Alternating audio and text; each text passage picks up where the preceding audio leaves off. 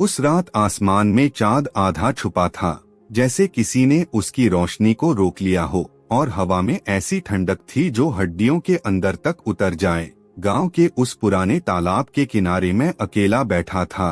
दूर तक फैला पानी काले शीशे की तरह चमक रहा था। हर लहर पर चांद की हल्की परछाई टूटकर बिखर रही थी। आसपास कोई इंसान नहीं था, सिर्फ पानी की हल्की हल्की थपकी और दूर कहीं से आती किसी उल्लू की आवाज।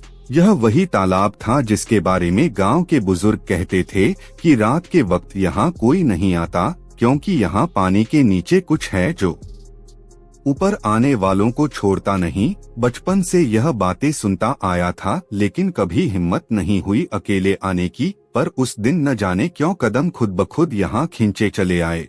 शायद जिज्ञासा, शायद पागलपन। मैं चुपचाप पानी की ओर देखता रहा। अचानक पानी में एक गोल हलचल हुई, जैसे किसी ने अंदर से हाथ हिलाया हो। दिल की धड़कन तेज हो गई, लेकिन मैंने खुद को समझाया कि शायद कोई मछली होगी। तभी हवा और ठंडी हो गई, जैसे किसी ने मेरे पीछे से सांस ली हो। गर्दन के पीछे हल्की नमी महसूस हुई। मैंने झट से मुड़कर देखा, लेकिन वहाँ कोई नहीं था, सिर्फ घना अंधेरा और हवा में गीले कीचड़ की गंध। फिर एक अजीब सी आवाज सुनाई दी, जैसे कोई पानी के अंदर से फुसफुसा रहा हो। शब्द साफ नहीं थे, लेकिन एहसास ऐसा था मानो मेरा नाम पुकारा जा रहा हो। मैं डर और हैरानी में कुछ पल वहीं जम गया। तभी पानी में से एक परछाई धीरे धीरे ऊपर आने लगी। पहले सिर्फ धुंधला आकार दिखा, फिर जैसे जैसे वह पास आई, चेहरे की हल्की झलक मिली। वह चेहरा किसी और का नहीं बल्कि मेरा ही था। वही आंखें, वही होंठ, लेकिन चेहरा मृत और पीला। आंखों में सिर्फ सफेदी। मेरे पैरों की ताकत जैसे खत्म हो गई। मैं पीछे हटना चाहता था, लेकिन पैर कीचड़ में धंस चुके थे। तभी वह चेहरा पानी से पूरी तरह बाहर आया और बिना कोई छींटा उड़ाए मेरे सामने खड़ा हो गया। उसके होंठ हिले और एक ठंडी धीमी आवाज निकली, तुम लौट क्यों आए? उसकी आंखें बिना पलक झपकाए मेरी ओर टिकी हुई थीं। चेहरा बिल्कुल बेजान, लेकिन उस पर एक अजीब सी मुस्कान थी जो हड्डियों तक ठंड पहुंचा दे। मैं डर से कांपते हुए बोला, तुम कौन हो? वह बिना हिले डुले कुछ पल मुझे देखता रहा, फिर धीरे धीरे बोला, मैं वही हूँ जो तुम्हें यहाँ लाया।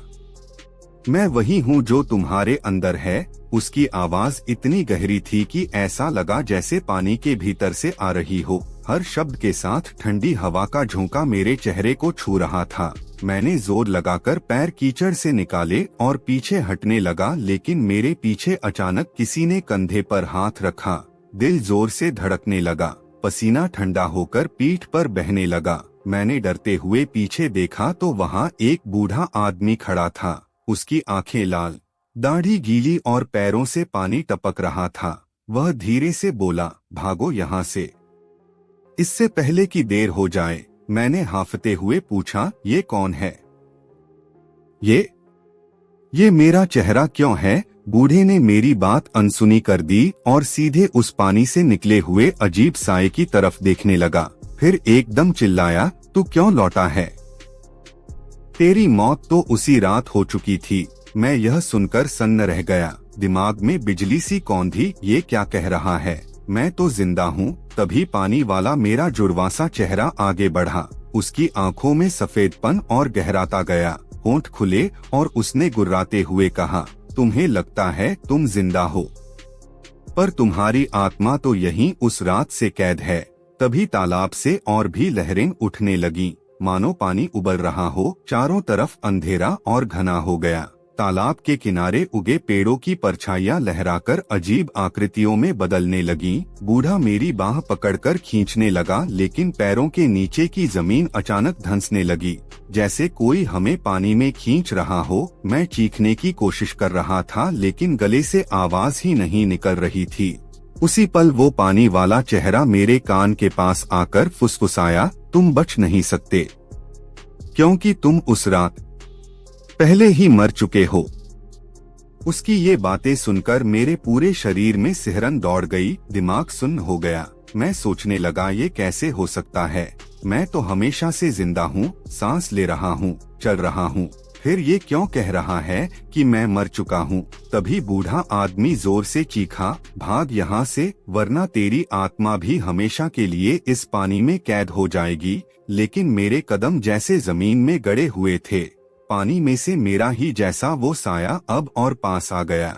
उसकी त्वचा ठंडी धुंध से ढकी थी, चेहरा बिल्कुल सफेद, आंखों में कोई पुतली नहीं, सिर्फ दूधिया रोशनी। उसने अपना हाथ मेरी तरफ बढ़ाया, जैसे मुझे खींचना चाहता हो। उसके हाथ की उंगलियां लंबी और हड्डियों जैसी पतली। मैंने जैसे ही पीछे हटने की कोशिश की, मेरे पैरों के नीचे कीचड़ ने मुझे और कसकर पकड़ लिया। अचानक तालाब का पानी उफनने लगा। लहरें इतनी तेज कि लगता था जैसे कोई अदृश्य ताकत उन्हें ऊपर धकेल रही हो। हवा में एक अजीब सी बदबू फैल गई, जैसे सड़ते हुए शव की गंध।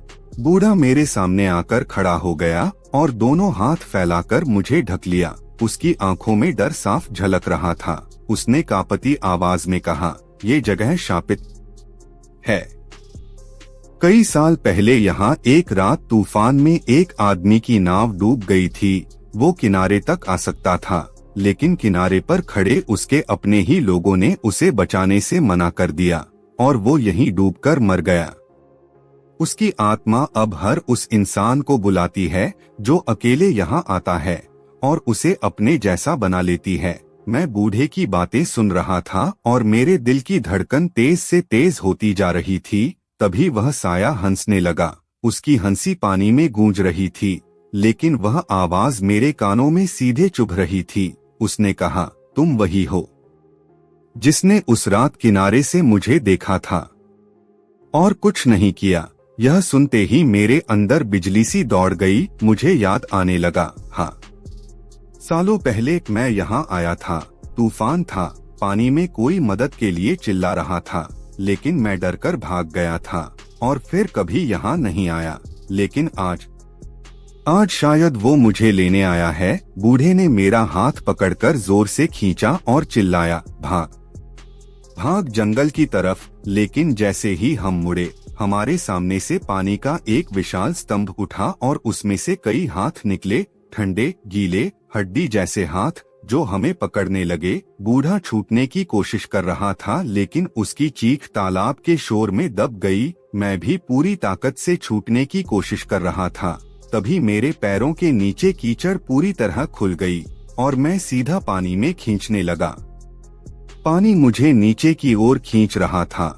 ठंडी लहरें मेरे पूरे शरीर को लपेट रही थीं। मैं ऊपर देखने की कोशिश कर रहा था, लेकिन पानी के ऊपर से आती चांदनी धुंधली होती जा रही थी। कानों में सिर्फ गूंज और फुसफुसाहट, जैसे कई लोग एक साथ कुछ बड़बड़ा रहे हों। अचानक मेरी आंखों के सामने वह साया आ गया, मेरा ही मरा हुआ चेहरा बिल्कुल पास। उसकी आंखों से सफेद रोशनी निकल रही थी जो पानी के भीतर भी चमक रही थी। उसने कहा, आज तू वही महसूस करेगा जो मैंने उस रात महसूस किया था। उसके हाथ मेरी गर्दन पर कस गए। मैं सांस लेने के लिए तड़पने लगा। दिल की धड़कन इतनी तेज हो गई थी कि खुद सुनाई दे रही थी। तभी दूर से बूढ़े की आवाज आई। वह पानी में कूद चुका था। उसने मेरे कंधे को पकड़कर ऊपर खींचने की कोशिश की, लेकिन तभी और भी हाथों ने उसे घेर लिया। पानी के नीचे कई आकृतियां दिखने लगीं। उनके चेहरे सड़ेगले, आंखें खाली और होठों पर भयानक मुस्कान। वे सभी हमें गहरे अंधेरे में खींच रहे थे। मैंने पूरी ताकत लगाई और बूढ़े का हाथ पकड़कर ऊपर की तरफ धक्का मारा। उसी पल मैंने महसूस किया कि कीचड़ मेरे पूरे शरीर को जकड़ चुका है और नीचे से कोई धीरे धीरे मेरे पैरों को खींच रहा है। मेरी आंखों के सामने अंधेरा छाने लगा, सांस टूट रही थी। तभी आखिरी बार मैंने ऊपर देखा, तालाब का किनारा, पेड़ों की परछाइयां और चांद। लेकिन वह चांद अब पूरी तरह काला हो चुका था, जैसे किसी ने उसे निगल लिया हो। अगले ही पल सब कुछ शांत हो गया। न पानी की आवाज, न हवा की, सिर्फ एक गहरा सन्नाटा। जब मेरी आंखें खुली तो मैं उसी किनारे पर खड़ा था। कपड़े सूखे, शरीर ठंडा, चारों ओर चुप्पी। लेकिन मैं जानता था कि कुछ बदल गया है। तालाब का पानी अब बिल्कुल स्थिर था। उसकी सतह पर मेरा चेहरा साफ दिख रहा था, लेकिन वह चेहरा मुस्कुरा रहा था। जबकि मैं बिल्कुल स्थिर खड़ा था। उसी क्षण मुझे एहसास हुआ मैं अब जिंदा नहीं हूँ और यह तालाब मेरा नया घर बन चुका है। मैं अब उसी की तरह हर रात किसी का इंतजार करूंगा ताकि उसे भी अपनी तरह हमेशा के लिए यहाँ रख सकूं। और उस रात के बाद गांव के लोग कहते हैं, तालाब के किनारे चांदनी में कभी मत जाना, क्योंकि वहाँ पानी के नीचे कोई तुम्हारा इंतजार कर रहा है।